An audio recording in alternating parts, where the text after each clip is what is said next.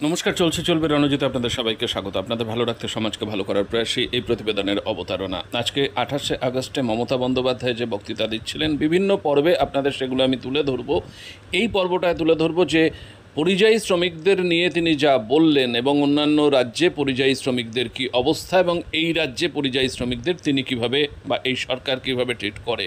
তো এটা বলতেই বিভিন্ন স্টেট থেকে পরিযায়ী শ্রমিকরা মমতা বন্দ্যোপাধ্যায়ের উদ্দেশ্যে যে বার্তা পাঠিয়েছেন সেটা একটু আপনাদের শোনালেই বুঝবেন।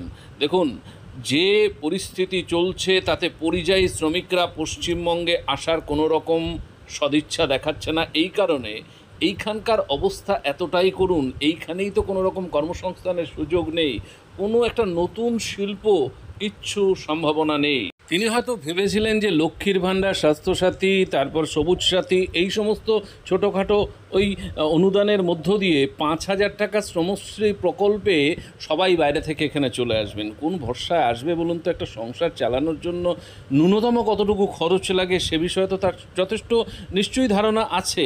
তো এরা যেভাবে মমতা বন্দ্যোপাধ্যায়ের উদ্দেশ্যে বক্তব্য বা বার্তা রাখলেন সেটা তো আমি মনে করি চরম বেইজ্জতি ছাড়া আর অন্য কিছু না। যাই হোক, আর বক্তব্য দীর্ঘায়িত না করে আপনাদের একটু শোনাই যে তারা কি বার্তা দিলেন। যদি ভালো লাগে লাইক শেয়ার করে অনেক মানুষের মধ্যে এটা ছড়িয়ে দিন। ধন্যবাদ। পরবর্তী প্রতিবেদনের জন্য অপেক্ষা করুন। আমরা হারতে শিখিনি। অভিষেক কারেক্টলি বলেছে, আজকে তৃণমূলকে বাম বিজেপির সাথে শুধু লড়াই করতে হয় না, যত শক্তি আছে সব শক্তির বিরুদ্ধে লড়াই করতে হয়। আমাদের পরিযায়ী শ্রমিকদের উপর অত্যাচার করে তখন মুখের বোল ফোটে না। পরশুদিনও হাবড়ায় একজন মারা গেছেন, তাকে মহারাষ্ট্রে মারা হয়েছিল।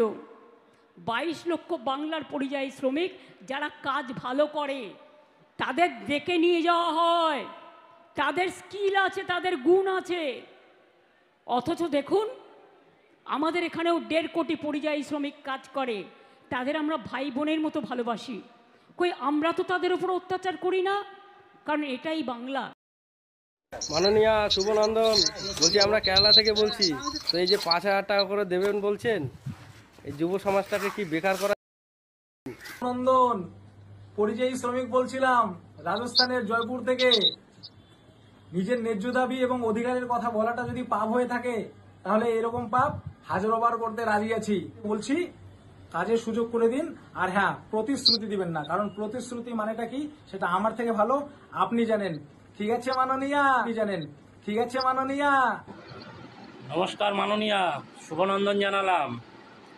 আরে আমি পরিযায়ী শ্রমিক বলছি তোমার ওই 5,000 টাকা দেওয়ার গল্পটা শুনলাম। 2026-এ ধরুন আপনার গদি উল্টে গেল, কাজকর্ম ছেড়ে চলে গেলে কি খাবো তখন?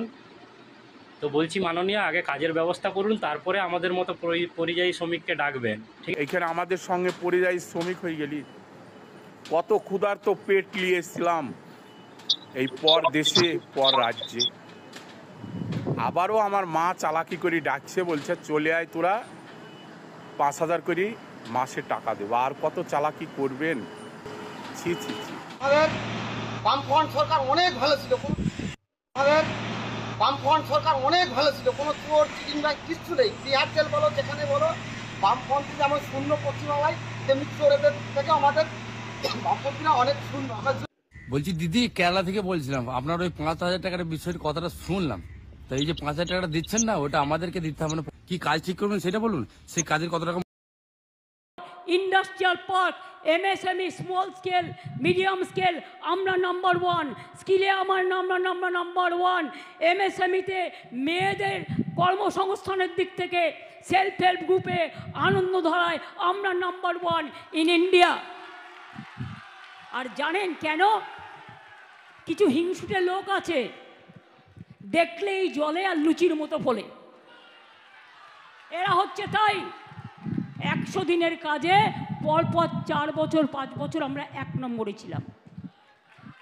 গ্রামীণ আবাস যোজনায় একদিকে বিজেপি, অন্যদিকে তার বন্ধু বাম, অন্যদিকে তার বন্ধু বাম, রাম, সাম, জগাই, গদাই, মাদাই।